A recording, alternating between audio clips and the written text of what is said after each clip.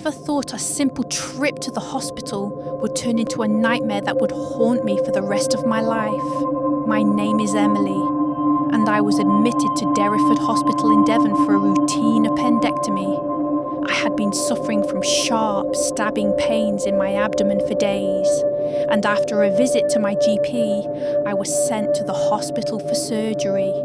It was my first time being hospitalised, and I was terrified. The idea of being sliced open, even for something as common as an appendectomy, filled me with dread. But the doctors reassured me it was a straightforward procedure. Just a few days in the hospital to recover. I clung to that promise like a lifeline, unaware that those few days would plunge me into a living nightmare. The hospital was a sprawling, intimidating structure. Its multiple wings and floors, a maze of sterile corridors and echoing halls. I was wheeled into Ward 5B, a general surgical ward, and as the stretcher rolled to a stop, I took in my new surroundings. The ward was large, with about a dozen beds lined up against the walls, each separated by flimsy curtains that swayed slightly with every passing breeze. The air was heavy with the sharp scent of antiseptic, a smell that clung to everything. My clothes, my hair, my skin. Overhead, fluorescent lights buzzed faintly, casting a cold, unnatural glow that made the room feel more like a morgue than a place of healing. In the background, there was a constant hum of medical equipment, interrupted by the occasional beep of a monitor or the distant clatter of a tray. My bed was near the window, offering a view of the hospital gardens, a small patch of green amidst the concrete. The trees and flowers outside moved gently in the wind, a fragile reminder of life beyond these walls. To my left was an elderly woman named Mrs. Pomeroy. She was in her late 80s, her silver curls framing a face lined with years of kindness. She was recovering from a hip replacement, but despite her frailty, she radiated warmth. She'd smile at me between sips of tea, her voice soft as she told me about her grandchildren or her life in Devon. She was the kind of person who made you feel safe, even in a place like this. To my right was a man named John, a stark contrast to Mrs. Pomeroy. He was in his 40s, tall and gaunt, with messy hair and a scowl that seemed permanently etched into his features. He rarely spoke, and when he did, it was to grumble about the food or snap at the nurses. His eyes were restless, always darting around the room, as if he was searching for something or someone. His presence unsettled me, but I tried to ignore it, focusing instead on the other patients who filled the ward. There was Sarah, a young mother recovering from a C-section, her newborn cradled in a bassinet beside her. Mr. Thompson, an older man with a broken leg, kept his spirits up with dry humour.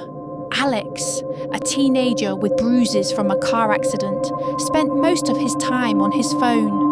We were a ragtag group, thrown together by circumstance, sharing lukewarm hospital meals and watching reruns on the ward's tiny TV. It was a strange kind of comfort, a temporary family forged in the monotony of recovery. The nurses were kind but visibly exhausted. There were too few of them for a ward this size, and they moved like shadows, flitting from bed to bed with charts in hand and forced smiles on their faces. They were overworked, their eyes sunken from long shifts, their voices strained as they responded to the constant ping of call buttons. John, in particular, tested their patience. He'd press his button incessantly, sometimes for pain meds, sometimes just to complain. The nurses would tend to him with practiced calm, but I could see the tension in their shoulders, the weariness in their steps. One afternoon, as I lay propped up in bed, I overheard two nurses whispering just beyond my curtain. "He's been in and out of psychiatric facilities," one said, her voice low but urgent. "History of violent behaviour. but we don't have the staff or the setup to deal with him here. My stomach twisted. Violent behaviour. Why was he in a general ward with us? Shouldn't he be somewhere secure, where he couldn't hurt anyone? I wanted to believe the staff had it under control, but doubt gnawed at me, growing sharper with every strange move John made. And strange he was. Over the next few days, his behaviour grew erratic. He'd pace near his bed, his heavy footsteps thudding against the linoleum, muttering words I couldn't catch. Sometimes he'd erupt without warning, shouting curses or hurling his tray across the room, the clatter startling everyone awake. The nurses would rush in, soothing him with soft words or firm commands, but it was like putting a bandage on a gaping wound. He'd quiet down for a while, only to start again later, each outburst more intense than the last. One day, I was talking with Mrs. Pomeroy. She was telling me about her rose garden, her eyes lighting up as she described the blooms. It was a rare moment of peace, until John's voice sliced through it. "Shut up, old hag!" he bellowed, his face red with rage. "No one cares about your damn stories!" Mrs. Pomeroy flinched, her hands shaking as she clutched her knitting needles. I froze, my heart pounding, unable to find words to defend her. A nurse intervened, her tone sharp. "John, that's enough. Calm down." He glared but backed off, retreating to his bed with a string of muttered threats. The nurse apologised to Mrs. Pomeroy, who nodded weakly. "It's all right, dear," she said, but her voice trembled. I could see the fear in her eyes, and it mirrored my own. The ward felt like a pressure cooker, the tension building with every passing hour. I started watching John constantly, my nerves frayed, waiting for the inevitable explosion. That night, sleep eluded me. The ward was silent, save for the creaks of beds and the distant hum of machinery.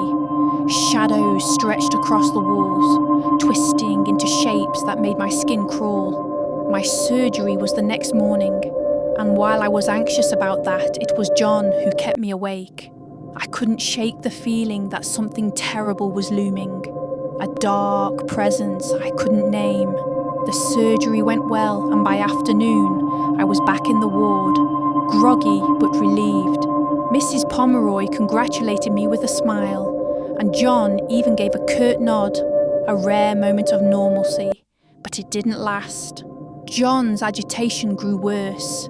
He'd slam his fists against the wall, shout at invisible foes, his eyes wild with something I couldn't comprehend. The nurses tried to manage him, but they were outmatched, their efforts futile against his escalating chaos.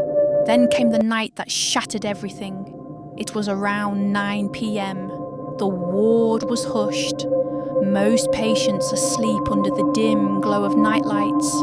I was in bed, flipping through a magazine, but my eyes kept drifting to John. He was pacing again, his footsteps a relentless drumbeat in the stillness. Suddenly, he stopped, near Mrs. Pomeroy's bed.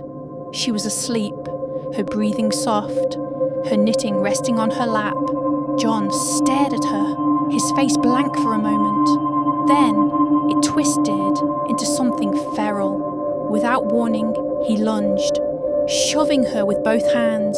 The force was brutal, sending Mrs. Pomeroy crashing out of bed.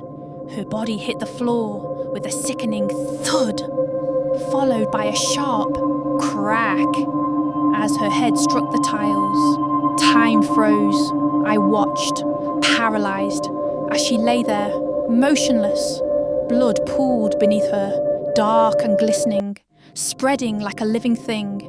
Her eyes were open, staring blankly upward, her mouth twisted in a silent scream. John stood over her, his chest heaving, his hands trembling. What did I do?" he whispered, his voice breaking. I screamed, a raw, guttural sound that tore through the silence. "Help! Someone! Help!" The ward erupted. Sarah clutched her baby, sobbing. Mr. Thompson gaped in shock. Alex wailed, curling into a ball. Nurses burst in, their faces pale with horror. One dropped to Mrs. Pomeroy's side, fumbling for a pulse. "Call the crash team!" she yelled. "She's not breathing!" Another wrestled with John, who stumbled back, muttering, "I didn't mean it. I didn't." The crash team arrived, but it was too late. Mrs. Pomeroy was gone, her life snuffed out in an instant. The official cause was blunt force trauma, but I knew what I'd seen. A murder, brutal and senseless, in a place meant for healing. Chaos consumed the ward. Police swarmed in, cuffing John and dragging him away as he babbled incoherently. We were shuffled to other wards, the hospital scrambling to contain the fallout. The media descended, headlines screaming about the hospital horror. The coroner's report later condemned the hospital. Staff shortages, poor training, and negligence had let this happen. The hospital trust issued apologies, promising reforms, but it was hollow.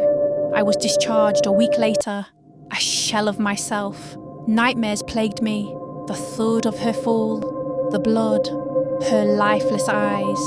I couldn't eat, couldn't sleep, couldn't escape.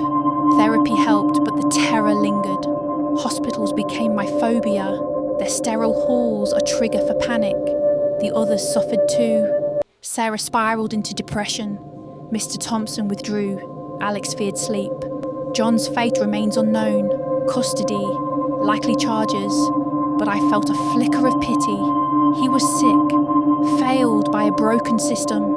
Years on, I've turned my pain into advocacy, fighting for patient safety, so no one else endures this. The nightmares have faded, but Mrs. Pomeroy's face still haunts me. This is my story, a true, terrifying tale of a hospital turned hell. It's a warning. Safety isn't guaranteed, even where you expect it most. Subscribe now for more stories.